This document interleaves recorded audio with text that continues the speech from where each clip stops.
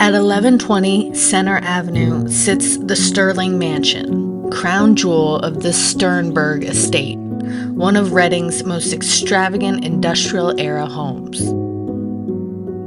It was built for iron and steel industrialist James Hervey Sternberg, who constructed the estate on land that was, in 1890, rural Center Park. Built in Châteauesque-style based on French revivalist architecture, the home is a prime example of the wealth that American industrial cities like Reading accumulated by the turn of the 20th century. Châteauesque-style traditionally features heavily ornamented towers, spires, and steeply pitched roofs reminiscent of 16th century chateaux. It was one of the less popular architecture styles of the Victorian era, and the Stirling stands visually unique amongst the other mansions of that era that sit along the Center Avenue corridor.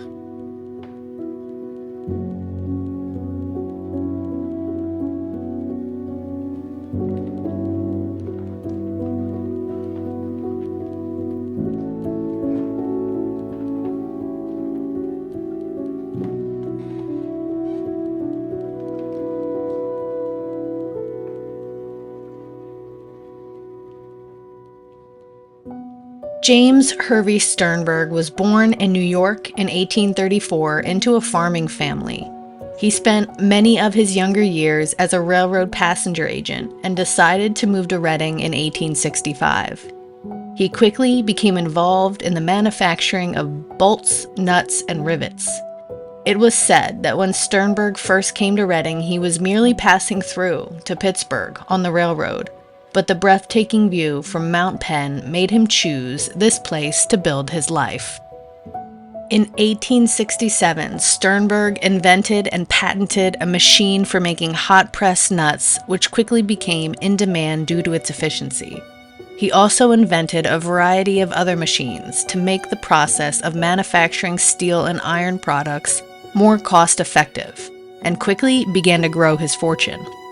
He founded the Reading Nut and Bolt Company, later renamed J.H. Sternberg & Son, which was bounded by 3rd and 4th Streets, Buttonwood Street, and the railroad tracks.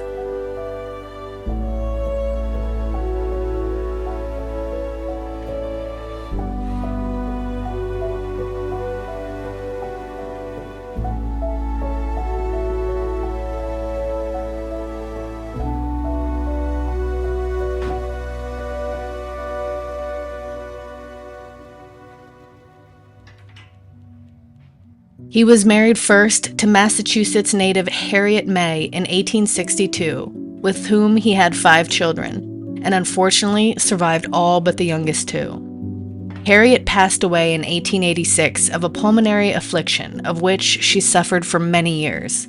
She spent extensive time on trips to the Alps in Europe and later Colorado to find relief from her symptoms.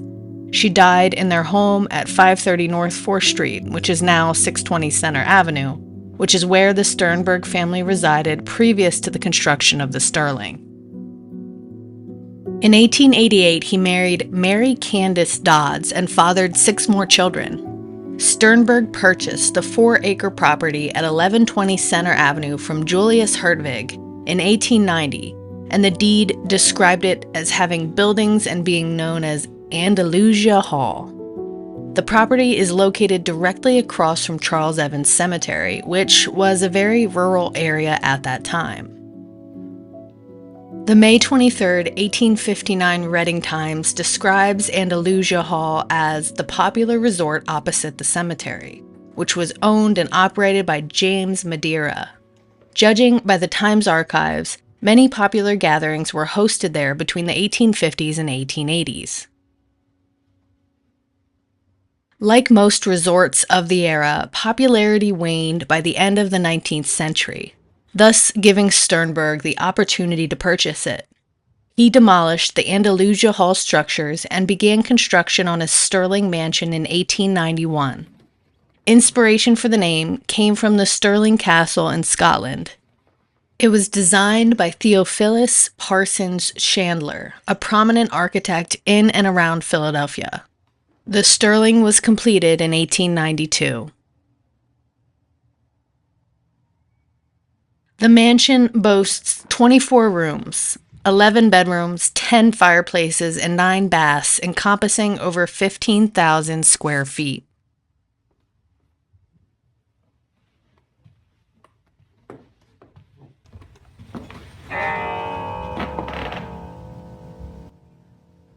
Oh, heck no. What? Oh, God. Okay.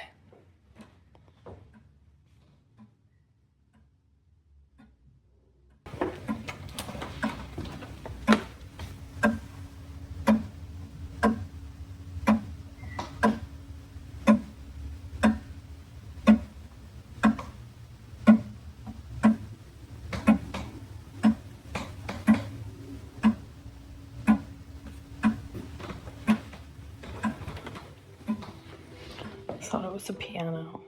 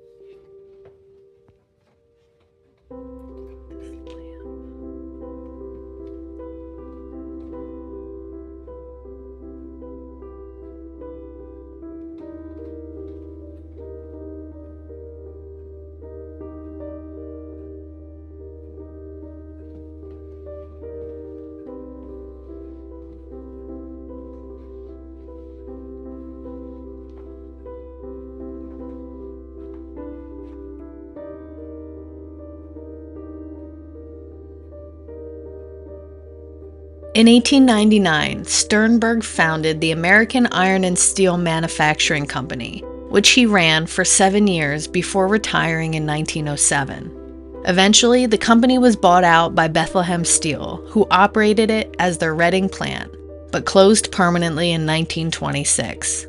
Sternberg was also instrumental in founding Reading's YMCA, and had a hand in various other local enterprises, including interests in an automobile manufacturing business called Acme Manufacturing Company.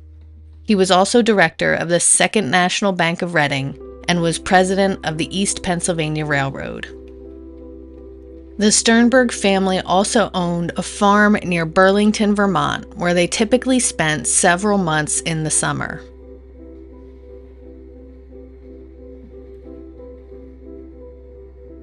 James Sternberg died of bladder cancer in March of 1913 inside the mansion. His estate was reported to be over $2.6 million, including the mansion valued at $75,000.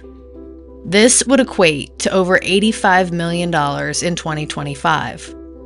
Notably, his widow Mary and her children inherited everything as directed in his will. His 2 surviving children from first wife Harriet received but $5,000 split between them, which was from an insurance policy on their mother's life. This was later reversed by the Pennsylvania Supreme Court. Sternberg also left $10,000 to the Reading Hospital, as he was serving as its president at the time of his death. Wife Mary Dodds Sternberg lived in the home until her own death there in 1938. Youngest daughter Gertrude then assumed ownership of the Stirling property, as she was the only child who remained unmarried and still living at the Stirling at the time of her mother's death.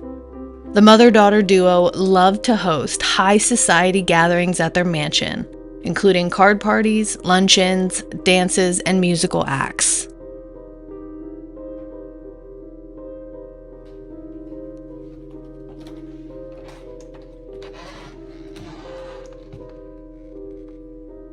Service kitchen.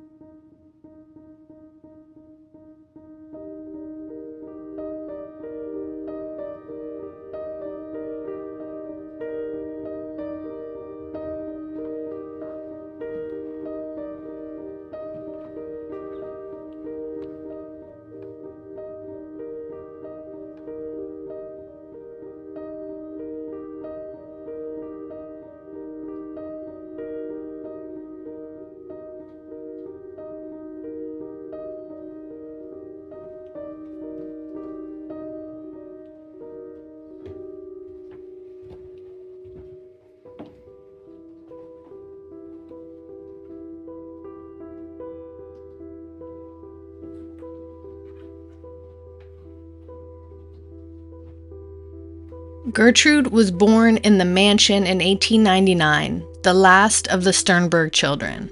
She was a talented pianist, evident by the 5 pianos on the main level of the mansion.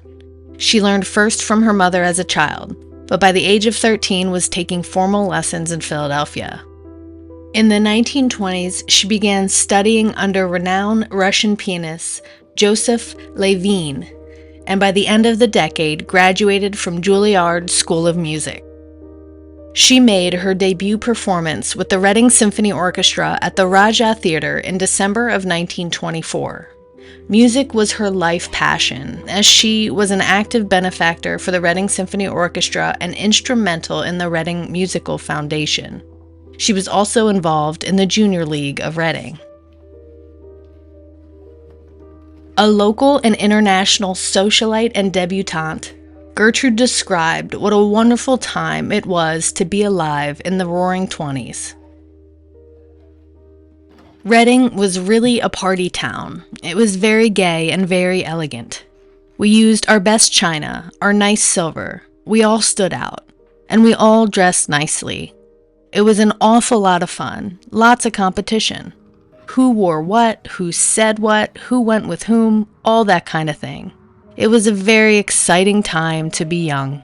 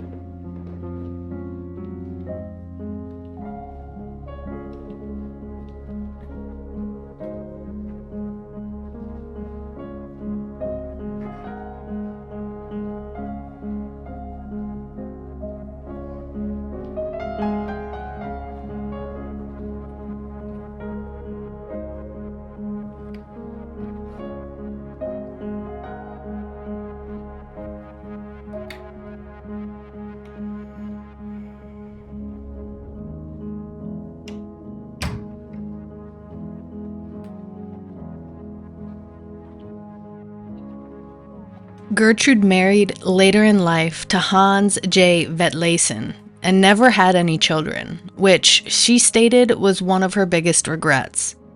Despite her great wealth, her self-awareness made her seem almost normal. It's a twist of fate that I was born with a little income and was free not to work. It didn't make me a better person. It's all an accidental gift and should be considered so. Later, Gertrude taught her own piano pupils. She discovered and hosted the talents of musicians like Jerome Hines, Andre Watts, and Franco Gulli. She continued the tradition of utilizing the mansion as a place to host causes and people that she cared deeply about. The halls of the Stirling were frequently visited by artists known all over the world.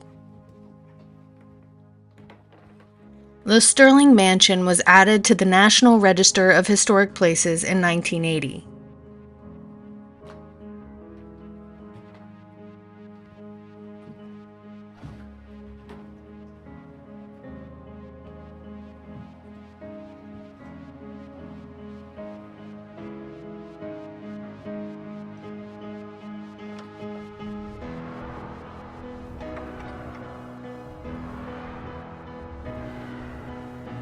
Like her parents, Gertrude also died in the mansion on January 28, 1996, bringing her life there full circle.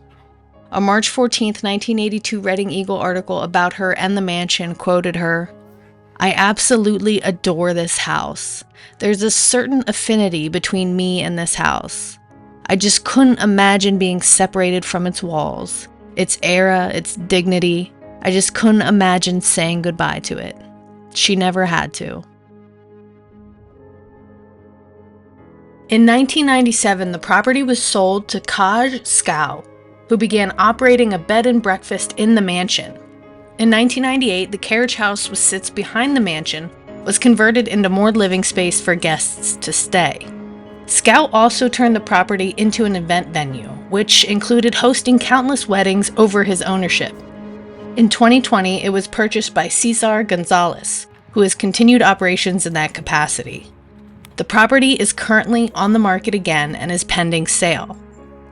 Hopefully, the buyer is one that can preserve not only the intricate details and magnificence of the Stirling Mansion, but also embodies Gertrude's lively spirit and love for its walls. I am so crazy about living. I can't tell you how excited I am about every sunset, every leaf on the tree, every summer noise is just heavenly. I don't want my ears to be stopped up or not be able to see.